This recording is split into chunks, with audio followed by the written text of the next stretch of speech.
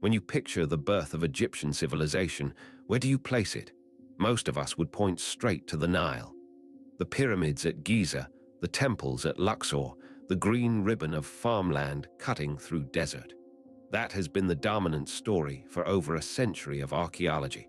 But what if that geography is incomplete? What if a significant piece of the origin story was sitting in a place we barely thought to look?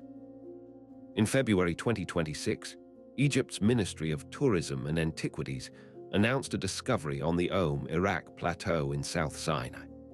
A rock shelter containing art and symbolic engravings spanning roughly 10,000 years. Not a single moment frozen in time, but what researchers describe as a continuous record of human expression. The site was uncovered by an Egyptian archaeological mission from the Supreme Council of Antiquities, led under the direction of Secretary-General Dr. Mustafa Waziri. So why did it take this long to find something this significant? Part of the answer is practical. Sinai has seen modern conflict, restricted military zones, and difficult terrain that limited access for researchers for decades. But part of the answer is purely conceptual. Archaeology, as a discipline, simply did not expect to find deep cultural history in this landscape. The assumption was that nothing of real antiquity was there.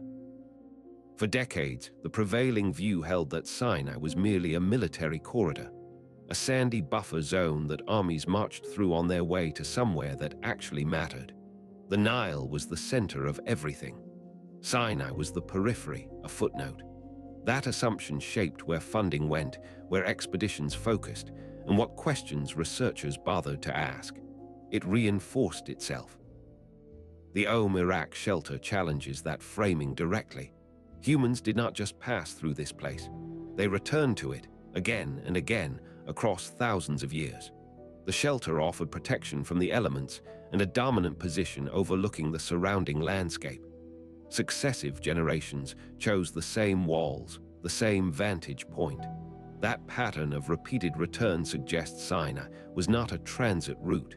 It was a place people belonged to. And Om Irak is not an isolated find. In January 2026, the Temple of Pelusius was discovered at the ancient city of Pelusium in northern Sinai. It was a massive structure featuring canals physically connected to the Nile. That detail matters.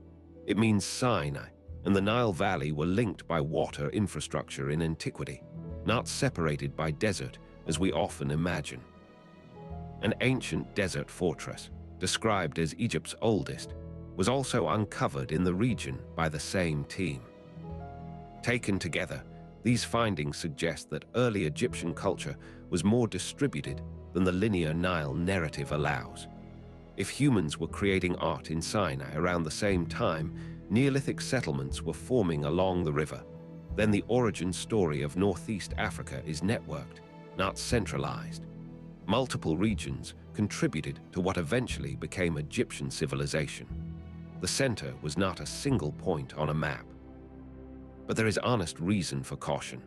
All current reporting on Om Irak traces to a single government press release from February 2026. No peer-reviewed paper has been published yet. We do not know the specific dating methods used. We do not have detailed descriptions of what the rock art actually depicts. No independent international team has verified the findings.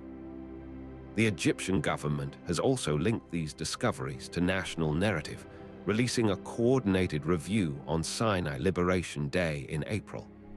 That does not make the finds false, but it does mean the evidentiary chain is still incomplete. If you have visited Egypt, you probably went to the Nile. You saw the great monuments, you traveled the river. Sinai was likely beaches or a biblical pilgrimage, not a destination for deep archaeology. These discoveries suggest the next decade of Egyptology will shift its gaze eastward. The question now is not just what we are finding. It is what we chose not to look for and how much of the story we got wrong because of.